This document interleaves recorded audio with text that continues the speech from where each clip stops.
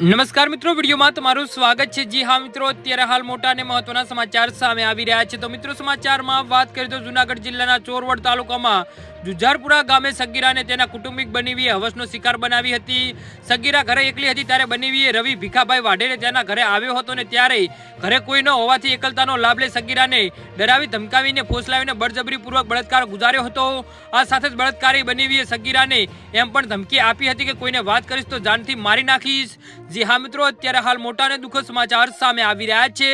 તો મિત્રો, સમાચારમાં વધુ વિગતવાર વાત કરીએ તો જો કે ત્યારબાદ સગીરાને ઘર ભરાઈ જતા પરિવાર માથે આપ તૂટી પડ્યું હતું। પરિવારે સગીરાને પૂછપરછ કરતા બનેવી રવિ દુષ્કર્મ આચર્યું હોવાનું સગીરાને જણાવતા પરિવાર ભાગી પડ્યો હતો, કેમ કે રવિ સંબંધને નાતે અવારનવાર તેમની ઘરે જતો આવતો હતો, પણ પરિવારે સગીરાને સમજાવી ફરિયાદ કરવાનું કહેતા સગીરાએ રવિ ભીખા વિરુદ્ધ ફરિયાદ નોંધાવી હતી। જી હા મિત્રો, ચોરવડ પોલીસે ગણતરીના કલાકોમાં જ આરોપી રવિની ધરપકડ કરી પોસ્કો બળજબરી ધાક ધમકી સહિતની કલમો લગાવી વધુ કાર્યવાહી હાથ ધરી છે।